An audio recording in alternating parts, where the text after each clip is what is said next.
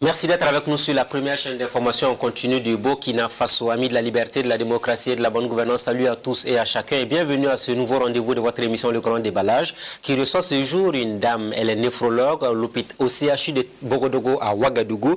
Le docteur Yasmina Bikenga est avec nous pour parler des maladies rénales et également les maladies liées naturellement à tout ce qui touche à la santé publique au Burkina Faso.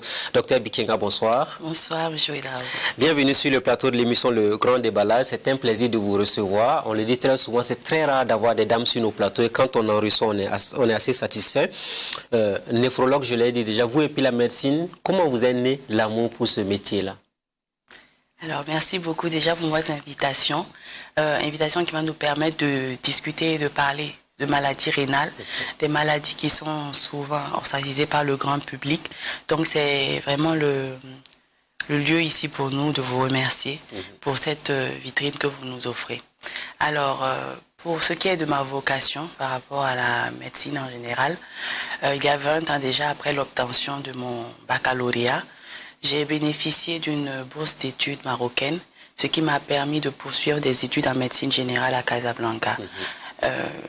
Couronnée donc de ce diplôme, j'ai choisi, comme il me restait encore un peu de souffle, de poursuivre directement en spécialité et précisément de faire la néphrologie. Déjà, le besoin était criard dans mon pays d'origine et aussi pour l'aide que je pourrais être pour les populations burkinabées.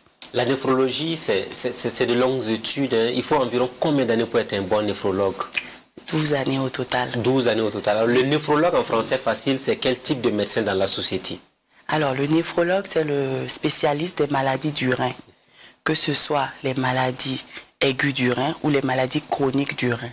Donc, c'est le spécialiste vraiment de toutes ces maladies-là qui va pouvoir prendre en charge les maladies et qui va prendre en charge également les différents traitements, que ce soit la dialyse ou la transplantation rénale. Et quand on parle des maladies du rein, avant l'enregistrement de cette émission, vous nous faites une confidence en disant, vous étiez de garde, il y a 2 dames que vous avez eues sous la main, et on nous dit, les maladies rénales, très souvent, on est pratiquement à la limite de la mort. Vous qui êtes dans ce domaine-là, est-ce que c'est l'image qu'on envoie qui est juste, ou bien elle n'est pas véritablement réelle, cette image qu'on donne? Alors, le but de notre présence déjà, c'est de vous dire que cette image n'est pas totalement réelle. C'est vrai que nous faisons face à des pathologies graves, nous n'en avons pas à le nier, ce sont des pathologies graves et pratiquement tout ce que nous avons comme maladie peut aboutir à une atteinte rénale, que ce soit un simple palu, déjà le palu n'est pas simple, mais nous disons un simple palu, que ce soit une grossesse, malheureusement, qui se complique, d'une maladie rénale, que ce soit une dengue, comme nous le verrons plus tard, toutes ces maladies-là peuvent aboutir à une insuffisance rénale et dans certains cas à des conséquences désastreuses. Donc toutes les maladies peuvent déboucher donc, sur une insuffisance rénale? Oui. Toutes les maladies sans exception? Que ce soit dans la genèse même de la maladie, dans la physiopathologie de la maladie, que ce soit dans les différents traitements auxquels on aura recours pour cette maladie, on peut toujours avoir à un moment donné une insuffisance rénale qui apparaît. Alors, les mois de juillet, août, septembre au Burkina Faso sont des périodes propices à la propagation du paludisme. On parle de paludisme et de dengue. Il y en a qui disent palu-dengue. Alors, vous qui êtes médecin, est-ce que vous pouvez nous aider à comprendre? Est-ce que c'est la même chose ou il y a une grande différence entre le paludisme et la dengue? Alors effectivement, cette confusion-là vient du fait que toutes ces deux maladies sont dues à des piqûres de moustiques. C'est vrai que le moustique n'est pas le même, mais le fait que ce soit dû à des piqûres de moustiques entraîne cette confusion. Et Également, ce sont des maladies qui ont des signes cliniques assez similaires. La fièvre, les céphalies, les vomissements. Ce qui fait qu'il y a beaucoup de confusion. Alors qu'il y a une grande différence quand même. Le paludisme, c'est une parasitémie. C'est une maladie qui est due à un parasitaire. Et la dengue, c'est une maladie qui est due à un virus. Donc, il y a déjà une différence dans la jeunesse de ces maladies-là. Donc, paludisme, ce n'est pas juste de le dire ainsi dans la société. Non. C'est le paludisme ou l'infection à la dengue. Mais est-ce qu'on peut avoir les deux maladies à la fois? Effectivement, comme ce sont des maladies qui sont dues à des piqûres d'insectes et qu'on voit dans les mêmes périodes, on peut justement avoir une co-infection, c'est-à-dire avoir un paludisme et dans le même temps avoir été également piqué par un moustique qui nous a donné de la dengue. Les citoyens qui nous regardent vont se poser la question de savoir, une néphrologue qui s'occupe des maladies du rein, qui parle de palu et de dengue, est-ce qu'il y a un lien étroit entre ces maladies et puis les maladies du rein? Oui. Alors, comme vous l'avions rappelé un peu avant, toutes les maladies, en fait, dans leur déroulement, peuvent aboutir à une insuffisance rénale. Donc, par exemple, je prends le cas du paludisme. Lorsqu'on fait un palud grave, on peut avoir une déshydratation. Après les vomissements, après les diarrhées qu'on aura, on peut avoir une déshydratation. Et cette déshydratation est une cause d'insuffisance rénale. Donc, également, lorsqu'on fait une dengue, on peut avoir une déshydratation, on peut avoir au contraire un état où on n'arrive pas à uriner, une anurie, donc comme on dit, et tous ces états-là vont conduire à des dysfonctionnements du rein, donc à une rétention des déchets dans l'organisme et petit à petit aboutir à des conséquences plus graves. Les Anglais disent allons step by step, étape par étape. Commençons par le paludisme. Vous avez parlé de paludisme grave. Pour les Burkinabés qui nous regardent, qui savent que cette période elle est très sensible, juillet, août et septembre, le paludisme grave, comment il se manifeste dans l'organisme de l'être humain? Alors, tout d'abord, nous allons avoir les signes les plus courants, la fièvre. Nous avons une fièvre qui sera là et qui se répétera. Et nous avons également des céphalies intenses. Nous avons des vomissements. Nous pouvons avoir des douleurs abdominales avec des diarrhées. Et déjà, ces signes-là peuvent être le lit d'autres signes beaucoup plus graves petit à petit s'ils ne sont pas pris en charge rapidement. C'est pour cela que nous devons éviter l'automédication et avoir recours directement au centre de soins. Il y en a quand ils vous disent quand j'ai le palud, je vomis, ça veut dire que je suis sur le chemin de la guérison. Vous vous dites quand on vomit trop, on peut avoir une maladie rénale. Exactement. Quand on vomit trop, oui, qu'on n'arrive plus à s'hydrater, on peut bien sûr avoir des signes de déshydratation, oui, tout d'abord légers et ensuite sévères. Et ces signes de déshydratation-là conduisent à des insuffisances rénales. Pour combien de temps de vomissement il faut s'inquiéter? Quand on vomit pendant combien de jours il faut s'inquiéter quand on a le palud? Déjà, lorsqu'on vomit pendant 48 heures et qu'on n'a pas pu s'hydrater, il faut déjà s'inquiéter. Il faut déjà consulter. Plus vite on consultera et mieux ce sera. Le problème donc, c'est de pouvoir boire de l'eau quand on vomit. Ce qui est un peu difficile, avouons-le. Oui. Alors parlons de la dengue justement, parce que là on a eu des chiffres, avant de venir à cette émission on avait fait les états. À la date par exemple de novembre 2023, les chiffres officiels au Burkina faisaient état de 600 morts, 2023 je précise bien sûr, plus de 130 000 cas et toute la ville de Ouagadougou, Bobo-Dioulasso, pour ne citer que les deux grandes villes du Burkina, tout le monde disait la dengue ne fait que tuer les Burkinabés. Est-ce que c'était lié aussi à des maladies rénales quand on a eu cette épidémie de dengue au Burkina Faso? Oui, effectivement, l'année dernière, le semestre dernier était particulièrement mortel. Oui. Et nous avons déjà un cas de décès est un cas de trop. Nous avons malheureusement eu à déplorer de nombreux décès dans nos services et encore plus en néphrologie où c'est un service de prise en charge des complications de la dengue. Nous avons eu à faire face à plusieurs complications. Nous avons eu à faire face à plusieurs cas qui ont nécessité de la dialyse. Et effectivement, nous avons pu, dans certains cas, réussir à sauver certains patients. Et malheureusement, nous en avons perdu d'autres. Donc, effectivement, nous sommes retrouvés vraiment au milieu de ce cyclone qui a constitué la dengue. Concrètement, comment la dengue peut déboucher sur une maladie rénale? Alors, déjà au cours de la dengue, comme je le disais, il y a une certaine symptomatologie qui est là au début. Donc, on a les céphalées, on a la fièvre, et la fièvre même déshydrate, puisque nous sommes déjà dans un pays chaud. Donc, le fait de suer beaucoup, c'est une cause de déshydratation. Lorsqu'on ajoute à cela les vomissements, nous arrivons à un état où la personne devient très déshydratée. Et cet état de déshydratation-là est une cause d'insuffisance rénale. Un autre problème que nous avons eu au cours de la dengue également, ça a été un peu la fuite plasmatique des liquides. En français facile, ça donne quoi? Alors, en français facile, ça veut dire que le virus de la dengue jouait sur la perméabilité des vaisseaux sanguins. C'est-à-dire que l'eau n'était plus retenue dans ces vaisseaux-là, mais plutôt diffusée en dehors de ces vaisseaux, ce qui pouvait arriver à des états d'œdème. Donc on avait des patients qui ont présenté des œdèmes, et comme il n'y a plus d'eau dans les vaisseaux sanguins, il n'y a donc plus, on va dire, au niveau du rein, la perfusion n'est plus excellente. Et il y a une insuffisance rénale qui se crée avec une anurie. C'est quoi l'anurie? C'est quand la personne n'a plus d'urine. Et quand la personne n'a plus d'urine, on retient toute l'eau dans le corps. Donc on se met à gonfler un peu comme un bibendum Michelin, pour ne pas faire de la promotion. Et aussi, le fait qu'on n'urine pas ces déchets-là, fait qu'on les garde. Et donc, on développe aussi ce que l'on appelle un syndrome urémique. Donc, ces deux complications-là, au cours de la dengue, ajoutées au fait également que la dengue, elle peut être hémorragique, c'est-à-dire qu'il peut y avoir des situations où la personne a saigné, qui aggravent également, parce que l'anémie aggrave également l'insuffisance rénale. Donc, un peu ces trois causes-là ont pu expliquer le boom des insuffisances rénales au cours de la dengue. Donc, vous voulez dire clairement qu'en 2023, ces centaines de morts qu'on a eu au Burkina, beaucoup étaient liés à l'insuffisance rénale vers la fin?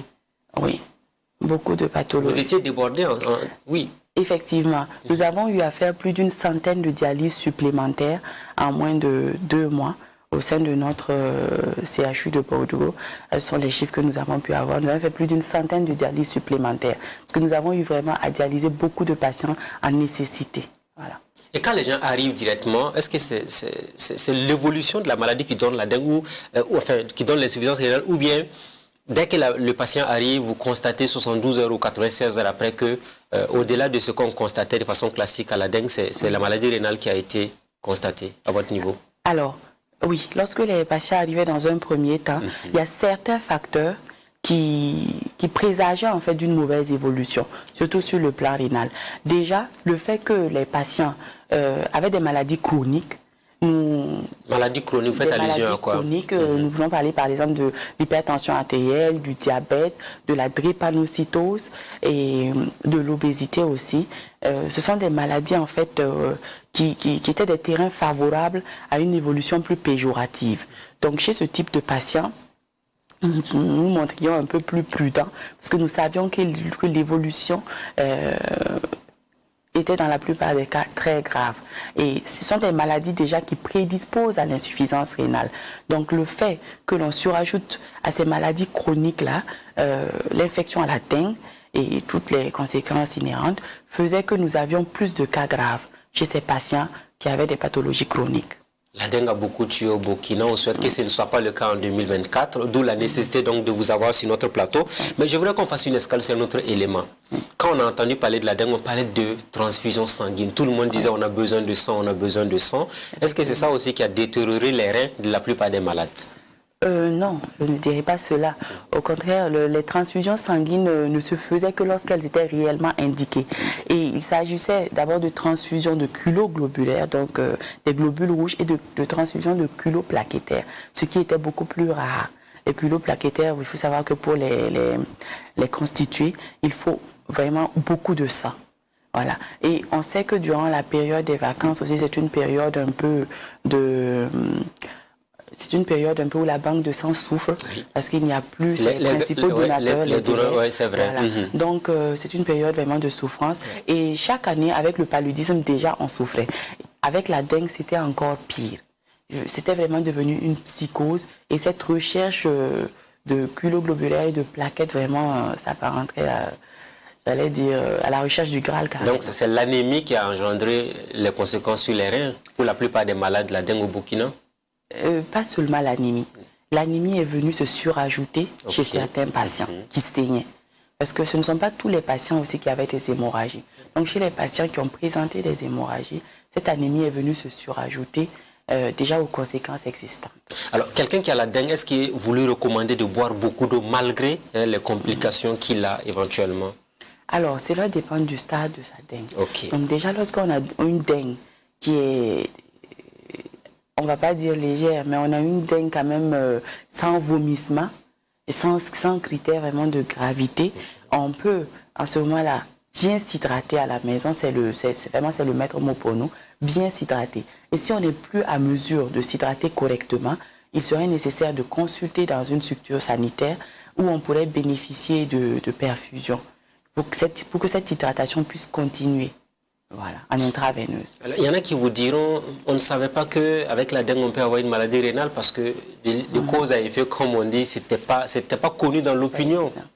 Oui, effectivement, le Burkina Faso a fait face à plusieurs on va dire, épidémies de dengue. Et donc, on apprend un peu plus de chaque épidémie. Celle de l'année dernière nous aura montré effectivement que les conséquences et surtout les atteintes rénales peuvent être au premier plan et qu'il faudrait maintenant compter avec ces atteintes-là et surtout jouer sur la prévention. Oui. Voilà, ce qui nous avait et la prévention, justement, c'est quoi? Ce moustique tigre qu'on voit à l'écran, là, il faut tout faire pour l'éliminer autour de nous, en fait. C'est d'abord ça? Déjà commencer, oui, le premier acte. Et je pense qu'il y a des campagnes qui ont déjà été lancées par le ministère de la Santé précocement pour l'éradication des foyers. Ça a déjà été fait et je pense que ça le sera tout au long de la période hivernale. Donc, prévenir déjà ces gîtes d'infection-là, que ce soit de façon communautaire et même dans nos concessions, juste les ustensiles avec de l'eau et tout, ce sont des nids larvaires. Donc il faudrait déjà commencer autour de nous la prévention. Ensuite, dormir sous une moustiquaire, on ne cessera pas de le répéter, c'est efficace. Et éviter également les expositions durant cette période-là, l'exposition du corps aux piqûres de moustiques, c'est-à-dire porter des habits avec des manches longues et tout, utiliser des répulsifs, tout cela pourrait nous aider. Parce que mieux vaut prévenir que guérir. Nous n'avons pas assez de place forcément et nous avons vu l'année passée comment nous avons été débordés dans tous les hôpitaux. Voilà, des lits d'urgence de fortune ont dû être installés et donc mieux vaut prévenir vraiment et c'est dans le cadre de cette prévention-là que nous sommes là aujourd'hui. Voilà. Mais l'autre élément important pour la dengue, c'est que ce moustique-là ne pique qu'en journée. Effectivement, il ne pique qu'en journée. En journée, malheureusement, nous devons mener nos activités et donc il est plus qu'important de se protéger. Je voudrais qu'on ouvre un autre chapitre. Peut-être il y a beaucoup de citoyens qui nous regardent, qui se sont lancés dans les histoires de feuilles de papaye, de goyave, entre autres. Vous qui êtes médecin, est-ce que vous recommandez qu'on continue sur cette lancée ou bien vous nuancez un peu l'effet positif de ces différentes substances liées aux plantes au Burkina? Alors, comme je le disais, nous avons eu aussi à commettre certains impairs l'année passée, et notamment celui de dire déjà à la population qu'il n'y avait pas de traitement. Oui. Lorsqu'on dit à quelqu'un qu'il n'y a pas de traitement pour sa maladie, une psychose naît. Toujours de la dengue, on parle de la dengue. Oui, lorsqu'on dit qu'il n'y a pas de traitement pour la dengue, il y a une psychose vraiment générale qui s'est installée. Et malheureusement, chacun a voulu concocter à sa petite sauce pour sa survie, ce qui est normal. Voilà. Donc, nous, là où nous voudrions interpeller les uns et les autres, lorsque on vous dit, par exemple, prenez des feuilles de papayer, prenez des feuilles de corse affanée, des feuilles d'un peu partout de citronnier, quelle est vraiment la quantité que nous devons prendre? Et comment on devrait malaxer ça? Est-ce qu'on doit piler? Qu'est-ce qu'on doit en faire? Et lorsqu'on n'a pas toutes ces réponses-là, qu'on n'a pas les quantités, qu'on ne sait pas si ce sont des feuilles claires ou des feuilles foncées qu'il faut prendre, mieux vaut se prémunir et encore consulter un spécialiste. Voilà. Donc, et il faut savoir aussi, lorsqu'on dit qu'il n'y a pas de traitement, ce n'est pas vraiment le cas. Nous étions là, nous étions au premier rang, nous avons traité. Donc il y a des traitements symptomatiques. Vous avez soigné des gens qui avaient la dengue du début jusqu'à la fin, ils s'en sont sortis sans problème. Oui. Ah oui. Et ils reviennent en consultation. Donc ce sont des gens qui sont venus avec, dans notre cas de néphrologue, qui sont venus avec des atteintes rénales sévères, qui ont nécessité des séances d'hémodialyse. La plupart ont fait entre 3 et une dizaine de séances. Il y en a qui ont été dialysés pendant presque 3 semaines. Mais la récupération a été totale, Dieu merci. dans beaucoup de cas. C'est-à-dire qu'on peut en guérir. Et ce n'est pas la peine de se dire, dès que j'ai cette maladie-là, je baisse les mains, je vais prendre des décoctions, je vais prendre des poudres. Non, à l'hôpital aussi, nous traitons cette maladie. Il y a ce qu'on appelle les traitements symptomatiques, les traitements de chaque conséquence, de chaque conséquence liée à la maladie. Voilà. Et nous avons pu quand même réussir à sauver beaucoup de personnes. Est-ce que vous avez eu des cas de dengue qui ont été traités avec les feuilles? On a baobab, enfin, corsafande comme on dit en moré, il y a aussi papaye, entre autres goyave. On a parlé de mixer toutes ces feuilles-là. Est-ce que vous avez eu des cas où les gens ont utilisé ces feuilles et ont eu une insuffisance rénale? Effectivement, nous avons eu beaucoup de cas. Parce que lorsque beaucoup de cas? Oui, beaucoup. Beaucoup. Et je dirais même peut-être que les 2/3 des patients que nous avons reçus avaient été, on va dire, automédiqués à la maison. Ils avaient essayé quelque chose avant de venir. Parfois, ça avait retardé leur arrivée à l'hôpital.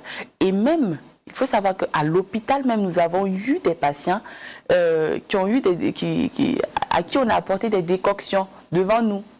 Parce que pour eux, il fallait compléter également les 2 médecines.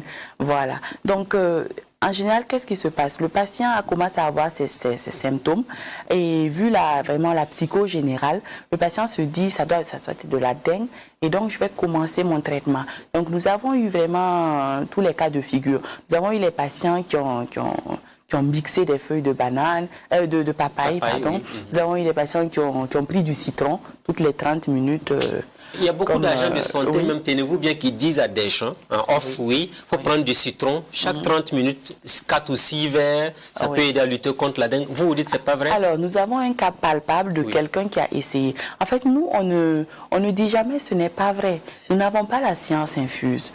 Voilà. Et nous savons aussi que, on va dire, nos parents avant se soignaient.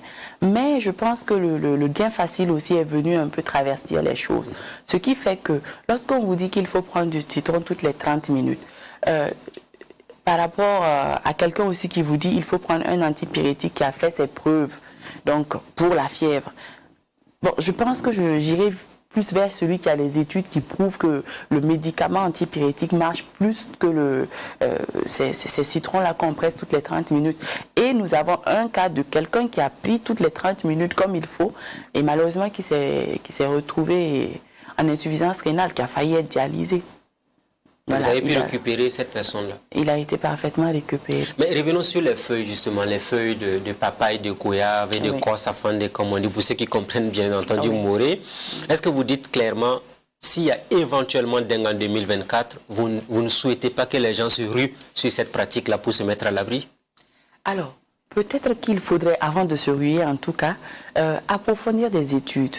Et je pense que le ministère de la Santé gagnerait à travailler un peu avec les médecins tradithérapeutes pour effectivement mettre en exergue les vertus de ces plantes-là et aussi et surtout les effets indésirables. Parce que là, on est sur une question d'effets indésirables. On ne doute pas des vertus des plantes. Non, on ne doute pas, on a tous été lavés par les plantes et tout, on a tous bu des décoctions à un moment de nos vies. Mais ce que nous voulons dire, c'est que les effets secondaires ne sont pas connus. Et donc, nous ne pouvons pas nous permettre d'administrer des traitements à nos patients sans avoir la preuve qu'ils ne leur seront pas, on va dire, ils ne leur seront pas indésirables. Alors, voilà. Apparemment, c'est le but premier même de la médecine. Ce qui préoccupe à votre niveau, c'est le fait de boire ces décoctions-là, c'est-à-dire sans connaître la dose. Est-ce que c'est ça qui détruit les reins systématiquement? Alors, déjà sans connaître la composition exacte.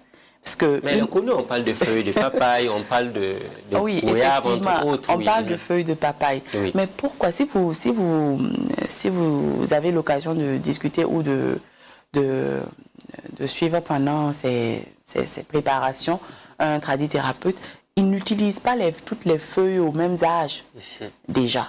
Donc, les concentrations ne doivent pas être les mêmes, déjà. Donc, de ce fait-là, nous, on voudrait mettre l'accent sur déjà la composition exacte, les dosages aussi, et les modes d'administration précises. Donc, si nous les avons, nous ne voyons pas de problème à travailler ensemble. C'est toujours le meilleur devenir de la population qui nous importe. Donc, voilà. Et je voudrais souligner que ce sont des médicaments aussi, c'est l'accessibilité de ces médicaments-là qui fait qu'ils sont plus utilisés. Si nous rendons les services de santé aussi très accessibles, je pense qu'il n'y aura plus de, on va dire, de parallélisme ou de compétition. Pour le cas de 2023, est-ce que des familles vous ont saisi après avoir utilisé 1 semaine, 2 semaines après les feuilles là, contre la dengue? Oui. Plusieurs cas vous ont été... Oui, nos propres familles même. Oui. Voilà, nos propres familles. Nous sommes au milieu de la société. Et dans nos propres familles, nous avons eu à avoir des gens qui ont pris ces décoctions-là. On va dire peut-être qu'il y a même des agents de santé qui les ont pris dans la panique. Voilà. Parce qu'à un moment donné, à gauche, à droite, ça mourait de la dengue. Donc, lorsque soi-même on commence à avoir de la fièvre ou des céphalées, on se dit, bon, je vais prendre quand même, on ne sait jamais. Voilà. Mais on va dire que ceux aussi qui ont pu consulter tôt, ceux qui sont venus tôt, ont pu être sauvés. Parce que qu'est-ce qui se passe? Qu'est-ce qu'on a remarqué? En fait, on est là, on a cette signe, on n'arrive plus à s'hydrater. Et parallèlement, on ajoute encore ces décoctions-là, qui sont des agressions externes au niveau du rein. Et donc, avec des doses qu'on ne connaît pas. Donc, même lorsqu'on veut antagoniser ce médicament, on ne sait même pas quoi donner et quelle dose donner. Donc, on est obligé d'épurer le rein avec la dialyse, parce que ça permet vraiment de nettoyer le sang. C'était le traitement qu'on a eu à utiliser chez plusieurs personnes. Mais malheureusement, les agressions aussi, lorsqu'on a pris le médicament, quelle que soit la dose, il y en a même qui n'ont même pas eu besoin de prendre une grande quantité. Et puis, quand l'organisme est différent, chacun a son organisme. Une décoction pourrait me réussir et ne pas réussir à l'autre. Donc, je ne sais pas exactement quelle est ma constitution. Donc, je préfère ne pas prendre comme mon voisin. Voilà, c'est plus le mimétisme aussi qui nous a desservi dans cette bataille. Et restons toujours sur le cas de la dengue, qui est une maladie qui a fait de nombreuses victimes en 2023 au Burkina. On insiste là-dessus, on ne souhaite pas que ce soit le cas en 2024 dans notre pays. Mais je voulais faire une escale sur un élément. Pendant cette maladie de la dengue, on a constaté que l'automédication était devenue la règle. J'ai mal à la tête, je prends paracétamol éventuellement. Je sens la fatigue, je prends des remontants. Après, c'est fini. C'est ce que tout le monde disait dans l'opinion. Et du coup, même les hôpitaux étaient débordés. Alors, est-ce que la recommandation en tant que médecin, c'est de dire aux gens, ne prenez pas de médicaments par anticipation pour dire qu'on va éviter la dengue cette année au Burkina? Alors, déjà, de manière générale, que ce soit dans la dengue ou que ce soit dans toute autre maladie, évitons de nous automédiquer. Évitons de nous automédiquer. Même quand on a mal à la tête, il faut aller à l'hôpital? Quand on a mal à la tête, on peut prendre... Il y a des médicaments qui sont dits, on va dire, légers, mais qui ont quand même des conséquences. Le paracétamol tue. C'est ce qu'on a comme, on prend comme exemple. Parce que c'est le médicament le plus accessible, on va dire. Avec 100 francs, on a une plaquette de paracétamol. Mais le paracétamol tue, il ne faut pas l'oublier. Ce n'est pas pour rien qu'il y a une posologie qu'on donne. Ce n'est pas pour rien qu'on dit de prendre 1 gramme, par exemple, en fonction, si c'est un adulte, de prendre 1 gramme 3 fois ou 4 fois par jour. Ce n'est pas pour rien. C'est parce qu'on sait que ça tue. On sait qu'on ne peut pas se permettre de prendre du paracétamol toutes les 2 heures. Et pourtant, c'est un médicament accessible. Donc, ce n'est pas parce que quelque chose est accessible, ce n'est pas parce qu'on a quelque chose à la maison qu'il faut immédiatement prendre et reprendre et reprendre. Il est toujours nécessaire de consulter. Les médecins, les agents de santé sont là pour vous. Il est toujours nécessaire de consulter. Donc, tous les médicaments peuvent détruire le rein si on en abuse? Tous les médicaments peuvent détruire le rein, tous les médicaments peuvent détruire le foie. Donc, tous les médicaments ont des effets secondaires. Il n'y a pas un médicament qui soit safe, on va dire. On avait parlé aussi pendant cette dengue-là des femmes enceintes et des enfants de moins de 5 ans. Déjà, donc, première cible du paludisme, ce qu'on a pu remarquer. Vous êtes agent de santé, vous en connaissez mieux que nous. Est-ce que pour 2024, vous avez une recommandation spéciale pour les femmes enceintes pour se mettre à l'abri éventuellement, non seulement de l'insuffisance rénale, ou encore de cette maladie de la dengue, là, justement? Alors déjà, on va enchaîner avec la dengue. Donc, effectivement, on a eu à avoir ces combos-là, malheureusement, des femmes enceintes qui ont également fait des dengues, et des dengues qui ont malheureusement coûté leur grossesse au vu des complications qui ont découlé. Donc, le conseil reste le même. Et le conseil est connu. Donc, à chaque visite prénatale, on les exhorte déjà à la prévention entre le 4e et le 7e mois pour le paludisme. Pour la dengue, on n'a pas encore de prévention, mais on sait que si on utilise les mêmes moyens préventifs comme pour le palu, notamment l'utilisation de répulsifs, l'utilisation de moustiquaires, la protection vraiment par des vêtements longs, et puis la non-exposition, et vraiment, on va dire, la destruction des nids larvaires, on aura déjà prévenu également la dengue. Donc, il est important encore de rappeler cela aux femmes enceintes parce qu'elles sont une population vraiment fragilisée, femmes enceintes et aux enfants de moins de 5 ans. Donc, à chaque consultation, il serait intéressant encore de le rappeler. Est-ce qu'il y a eu des cas où ça a débouché sur la dengue et l'insuffisance rénale directement pour la femme enceinte? Oui. Vous en avez traité des cas? L'année dernière, durant la période de pic de la dengue, bien sûr, comme tout bon individu dans sa société, la femme enceinte a également eu à payer un lourd tribut à la dengue. Voilà. Donc, on a eu à constater beaucoup on va dire, beaucoup d'avortements spontanés également qui étaient dus à la dengue. La dengue, donc, globalement, voilà ce qu'on peut dire sur cette maladie. Je voulais qu'on ouvre maintenant le gros chapitre lié donc aux maladies rénales de façon générale. Vous êtes néphrologue. Oui. Est-ce qu'on peut dire au Burkina Faso que la maladie rénale aujourd'hui est une question de santé publique? La maladie rénale est une question de santé publique dans le monde et au Burkina. Le Burkina Faso ne fait pas exception parce que de plus en plus, nous transitionnons vers ce mode de vie occidental-là où nous avons de plus en plus de maladies cardiovasculaires et des maladies qui sont assez silencieuses, qui ne vont vraiment sortir, on va dire, du bois que lorsqu'il est trop tard. Étant un pays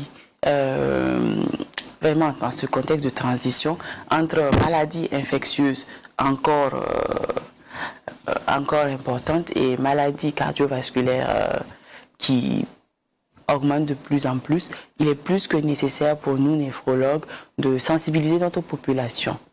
Alors très souvent on entend que quand on arrive à une dialyse, c'est qu'on est à la porte de la mort.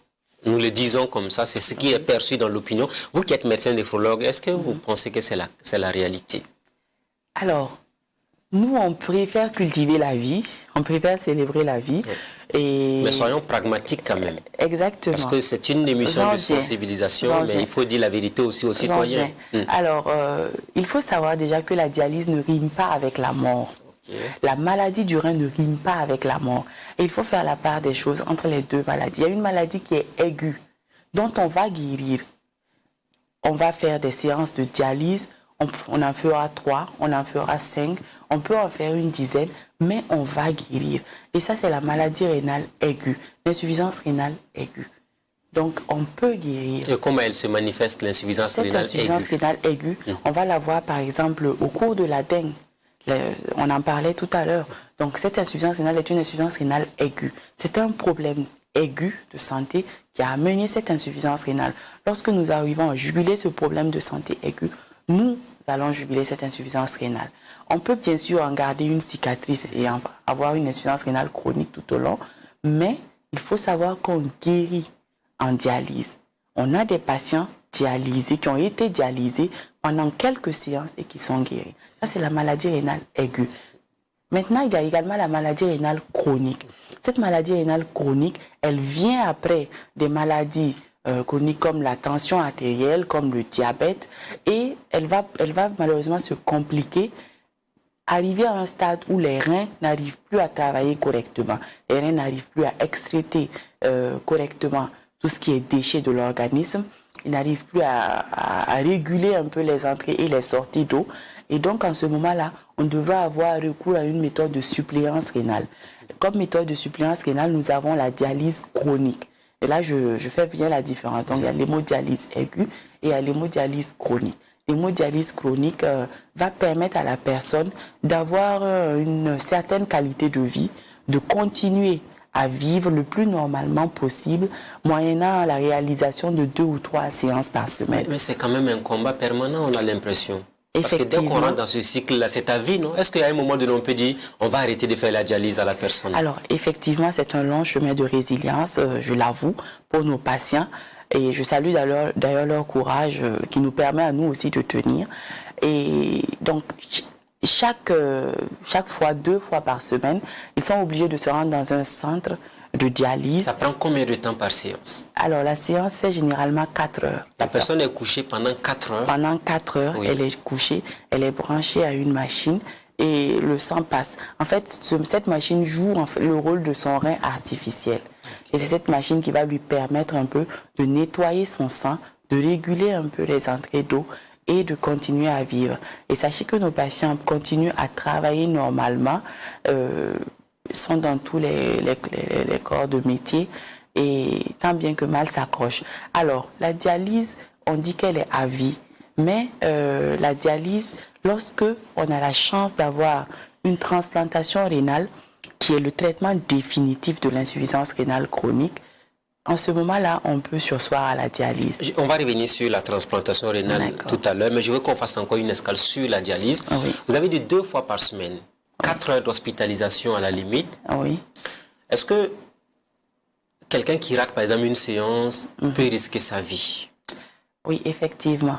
Parce que, imaginez, en 4 heures, on doit faire le travail que le rein fait en 24 heures, en 48 heures, puisque ce sont des patients qui vont venir tous les 3 jours pratiquement.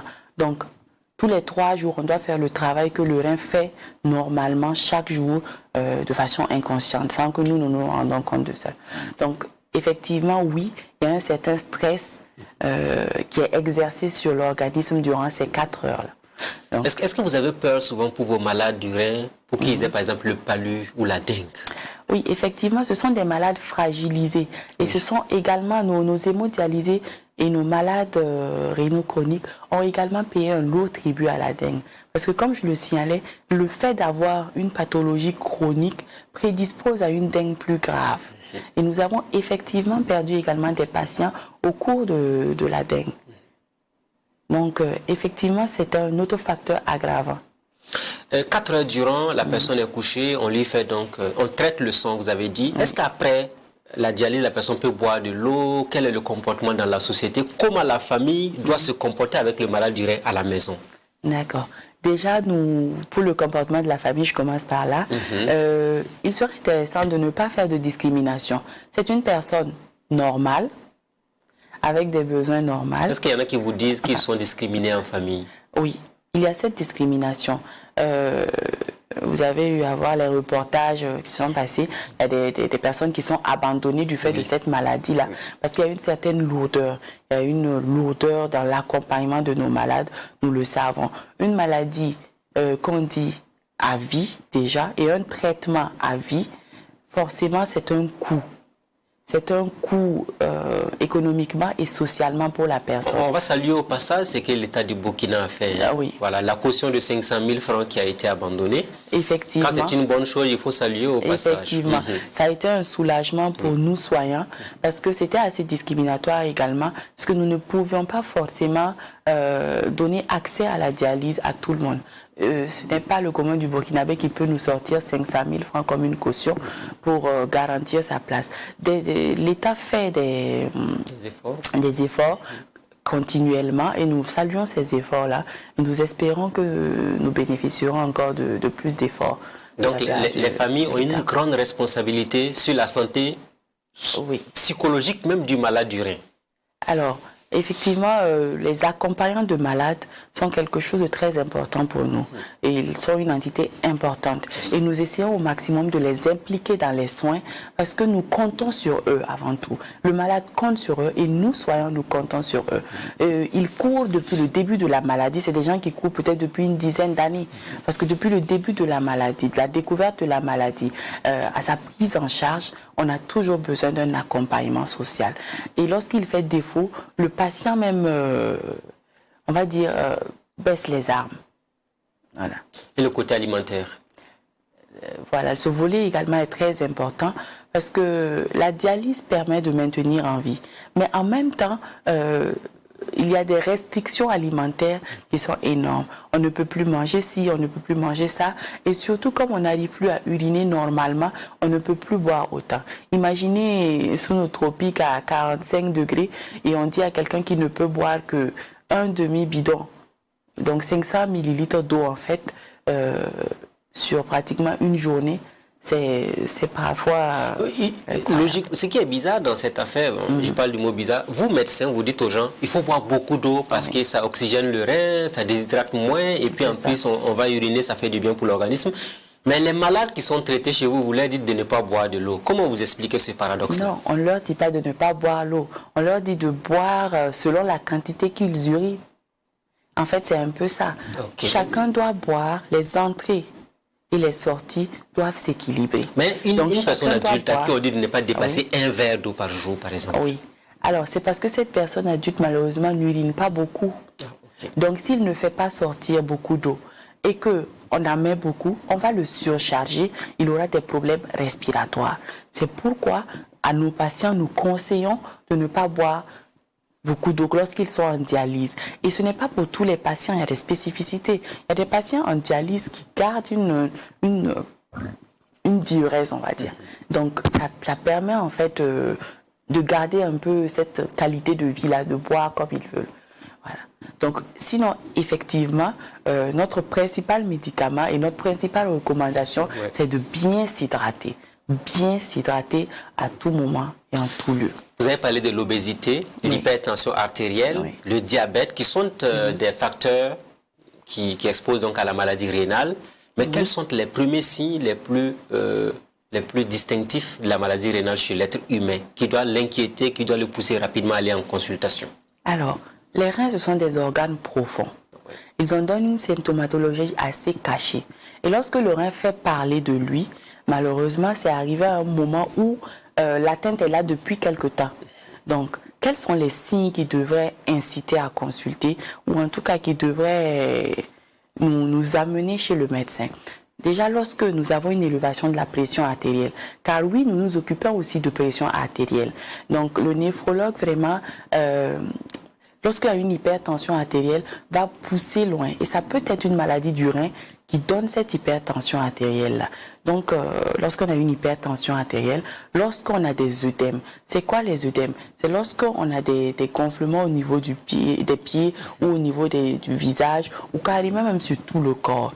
Donc, que ce soit un petit œdème déjà devrait nous faire consulter parce que ça peut être dû à d'autres pathologies, mais ça peut être surtout dû au cœur. C'est un de nos signes très importants aussi.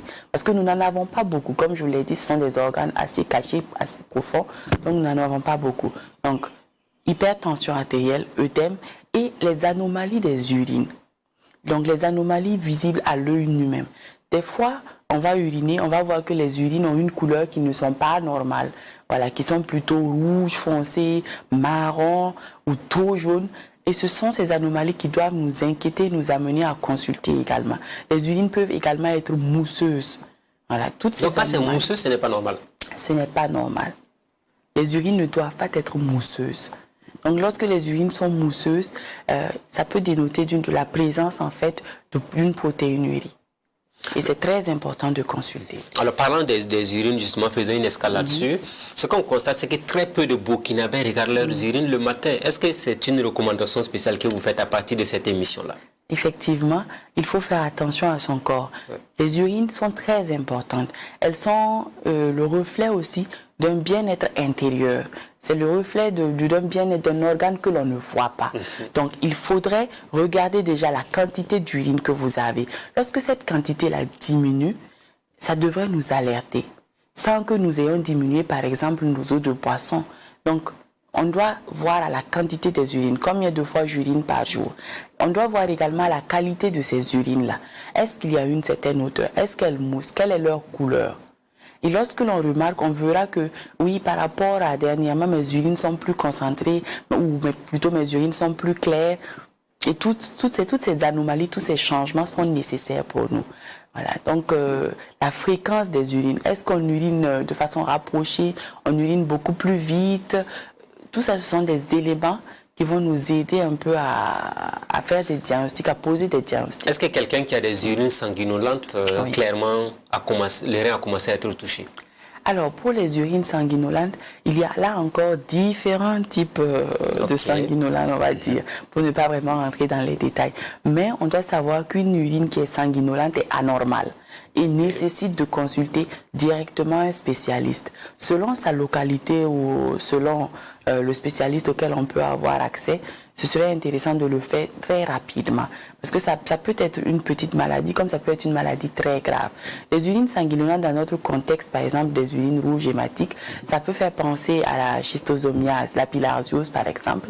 Et ça peut être le lit d'une complication encore plus importante. Ça peut donner des tumeurs de vessie. Donc, un enfant, par exemple, qui est allé se baigner, qui revient et qui pisse avec ses camarades, qui pisse rouge, même s'il n'y a pas de douleur qui accompagne, on doit consulter rapidement un spécialiste. Parce que plus tard, ça peut être une bilharziose. Et cette bilharziose peut se compliquer d'une tumeur de vessie. C'est pour dire qu'il n'y a pas de petits problèmes.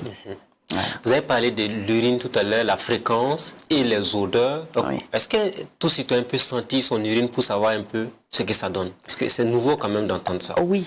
Lorsque l'on dit les odeurs, certains viennent en consultation et nous disent mon urine sent vraiment mauvais, ça sent l'œuf pourri, ça sent, bon là j'exagère, mais il y a des odeurs en tout cas assez particulières. Ça peut sentir les médicaments aussi, ça peut sentir ce qu'on a mangé, le café, ce qu'on a bu. Donc les urines sont vraiment le reflet d'une bonne santé intérieure aussi. Donc faisons attention à nos urines, ça permettra de diagnostiquer des maladies. Et pour ce qui est de la fréquence par jour, pour un adulte, ça donne quoi? En tant que Alors, médecin. cette fréquence, on ne pourra pas vous dire 3 fois, 4 fois. Il n'y a pas de chiffre vraiment. Chacun doit uriner à volonté. Si j'ai envie d'uriner, je vais uriner. Parce que la rétention d'urine, c'est un autre problème. Lorsqu'on retient ses urines parce qu'on est en train d'animer une émission, par exemple, on est très occupé, on ne peut pas aller uriner. C'est également des infections urinaires qu'on peut se créer. Et ces infections-là, petit à petit, peuvent remonter de la vessie au niveau du terrain et nous créer d'autres problèmes. Et la déshydratation et puis les maladies rénales, est-ce que c'est l'une des causes les plus importantes dans notre société? Alors, la déshydratation et maladie rénale, oui, effectivement, c'est une cause importante d'insuffisance rénale. Surtout dans certaines catégories de notre population. Les enfants de moins de 5 ans, par exemple, qui sont sujets à des diarrhées. Un enfant de moins de 5 ans peut avoir une maladie rénale. Vous en avez des cas sous la main? Oui, même actuellement, on en a. Moins de 5 ans? Moins de 5 ans. À 1 an, à 2 ans, moins de 5 ans. Et surtout avec la déshydratation. Oui. Lorsqu'on est sévèrement déshydraté, on a beaucoup vomi, on a eu beaucoup de diarrhée. Lorsqu'on a un palu grave, l'insuffisance rénale vient vraiment comme une complication redoutable. Et on dialyse même des enfants. Voilà. Les enfants aussi, on les dialyse sur un mode aigu. Voilà, c'est-à-dire que l'enfant a une complication aiguë, on lui fait la dialyse et il le récupère parfaitement. Et après, il est suivi en consultation de Est-ce que c'est une manière de dire aux mamans de donner beaucoup d'eau à boire aux enfants? Il faut beaucoup donner à boire. Il faut s'inquiéter lorsque l'enfant ne boit pas. Il faut s'inquiéter. Il n'y a pas de petite inquiétude quand on est maman. Donc, si son enfant a des vomissements, a une diarrhée et ne boit pas, pendant 24 heures, il faut directement être alerté et consulté. Voilà, parce que la déshydratation chez l'enfant, elle peut être très mortelle. Et en même temps, on la récupère aussi assez facilement. Donc, je parlais de l'enfant, mais il y a également les sujets âgés. Et nous avons pu, en avril et mai, voir un peu les conséquences de la canicule sur nos personnes âgées. Est-ce que vous avez dialysé beaucoup de personnes pendant la canicule? Alors, pendant la canicule, ce qui s'est posé malheureusement dans un premier temps, de notre point de vue dans notre hôpital, c'est qu'à un moment, on a d'abord assisté plus à de nombreux décès. Des personnes qui arrivaient décédées, de déshydratation à domicile, Donc, il y avait des cas vraiment terribles, mais c'était plus des arrivées décédées. Et nous nous sentions vraiment désarmés parce que nous n'arrivions même pas à apporter des soins. Et petit à petit, avec les différentes sensibilisations, nous avons vu que les gens venaient plus tôt. Donc, dès qu'ils commençaient à avoir des coups de chaleur, commençaient à avoir un peu des céphalées, ils se présentaient plus tôt dans les structures de santé. Mais c'était plus de la réhydratation que nous avons eu à pratiquer comme soin. Voilà qui est suffisamment bien dit. Je veux qu'on reste encore sur la question de l'hydratation. Voilà, il faut le dire clairement. Il y en a qui vous diront, tant que je n'ai pas soif, je ne bois pas de l'eau. Pour vous, que vous ayez soif ou pas, chaque matin, quelle est la quantité d'eau requise pour un adulte?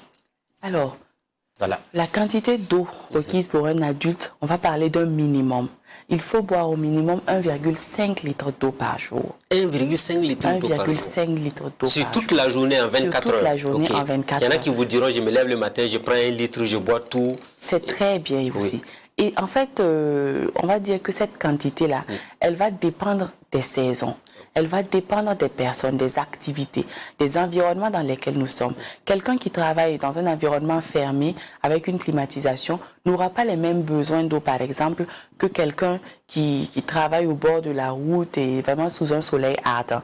Donc, déjà, il faut savoir qu'il y a un minimum, mais nous, on ne fixe pas de maximum. Il faut boire à volonté.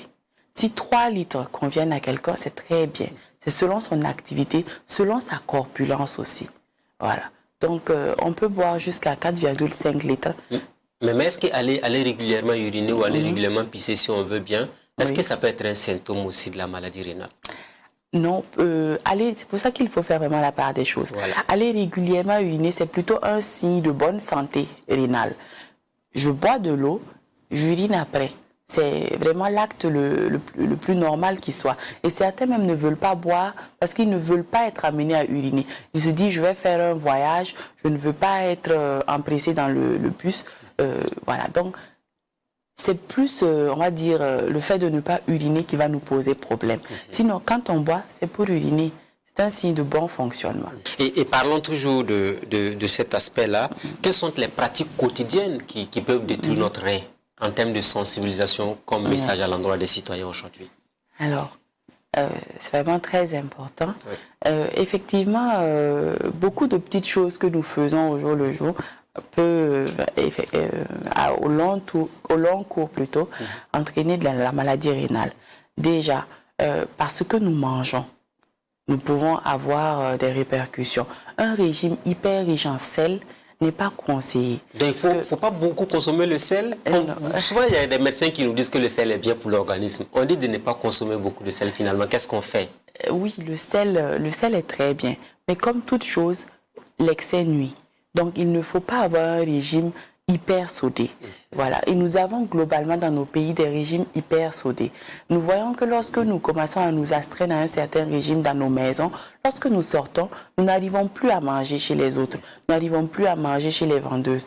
Pourquoi? Parce que nous avons pu nous-mêmes réguler nos apports en sel. Et c'est très important. Le sel en grande quantité va nous donner de l'hypertension artérielle. Il va entretenir cette hypertension artérielle-là. Et donc, il va donner une charge de travail également au rein. C'est pour cela que nous ne consommons pas et nous n'allons pas conseiller ces régimes-là. Voilà. C'est le sel c'est la vie, mais il faut doser. Ça, c'est très important et c'est à retenir. Premier élément. Ensuite, nous avons parlé de la réhydratation, de la boisson. Ne pas boire dans nos pays, en période de chaleur, c'est vraiment s'exposer à beaucoup de maladies. Il y en a qui vous disent, au lieu de boire de l'eau minérale, je préfère boire la bière ou l'alcool. Est-ce que ça peut aider à préserver le rein? Alors, eau minérale ou eau du robinet ou eau filtrée, nous, tant que l'eau elle est potable et elle est bonne, il faut la boire. Mais si, par exemple... On veut remplacer cette eau-là par l'alcool. On veut remplacer l'eau par l'alcool. Bien sûr que ce n'est pas possible. L'alcool, ce n'est pas de l'eau seulement. Voilà. Ça désaltère, mais ce n'est pas de l'eau. Voilà. Et de toute façon, l'abus d'alcool est dangereux. Et l'abus d'alcool conduira encore à la maladie rénale. Donc, mieux vaut boire de l'eau. Voilà. Ensuite, donc, on insiste sur ce fait-là, boire beaucoup d'eau. Ensuite, on va passer à la pratique d'une activité physique. La sédentarité tue, clairement. Dans notre société, on est tout le temps là, on dit je cours partout, je n'ai pas le temps, je ne peux pas faire du sport, on n'a pratiquement pas de temps pour s'arrêter jusqu'à ce qu'on tombe malade. Donc mieux vaut avoir une activité physique régulière, au moins 3 fois par semaine, que ce soit le football avec les amis, que ce soit de la marche rapide, du vélo, de la natation, oui. Une activité physique qui pourrait maintenir, on va dire, le corps. Le corps, c'est notre machine aussi. Hein. Autant on révise notre voiture, autant on devrait réviser également notre corps. Donc, pratiquer une activité saine. Ensuite, on va encore aborder, on va dire, le volet de la prise en charge des maladies chroniques. Pour ceux qui ont des maladies chroniques, on sait qu'elles sont pourvoyeuses au long cours de maladies rénales. Donc, il faudrait prendre en charge correctement ces maladies-là. Quelqu'un qui est hyper tendu ne devrait pas voir son médecin vraiment quand ça va mal. Il devrait le voir de façon régulière. Le suivi régulier permet la réalisation d'investigations rénales et donc de diagnostiquer des pathologies rénales au plus tôt et de les suivre pour qu'ils ne progressent pas rapidement vers un stade terminal où on ne pourra plus rien faire. Donc ça aussi c'est important pour tous ceux qui ont des pathologies chroniques de se faire suivre. Voilà. Ensuite, bien sûr, pour terminer, on va parler de l'automédication que nous ne préconisons pas en aucun cas. Pas de médicaments de la rue. Pas de médicaments pas de feuilles, pas de médicaments même de la pharmacie sans prescription médicale. Parce que tous ces médicaments, comme je le dis, ont des effets secondaires. Quelqu'un qui se promène avec des petites bouteilles de liquide noir qui vous dit « buvez, vous allez retrouver la santé tout de suite », il faut se méfier de ces... À tous les feux de Ouagadougou, nous avons des publicités pour des gens qui soignent des hépatites, les hémorroïdes. Et même dans certains maquis de la ville de Ouagadougou, ils viennent proposer aux clients. Nous le disons encore, s'il y a une composition, s'il y a une posologie, s'il y a également, s'il est fait cas d'effet secondaire, il n'y a pas de souci. Mais si, avant de consommer un médicament, on ne retrouve pas toutes ces indications-là, il vaut mieux s'abstenir. Et puis, quand quelqu'un vous propose un médicament, une petite fiole qui traite tout, pensez-vous réellement que ce n'est pas plutôt pour vous ramener plus de problèmes que traiter votre mal vraiment? On est pratiquement en fin d'émission, mais je vais vous entendre sur un élément qui n'est pas courant chez nous. Vous avez dit l'organisme, c'est comme le véhicule qu'on révise au quotidien. Est-ce là aussi une occasion pour vous de lancer un appel aux citoyens qui nous regardent? Allez-y faire vos bilans santé à temps. Exactement. Exactement.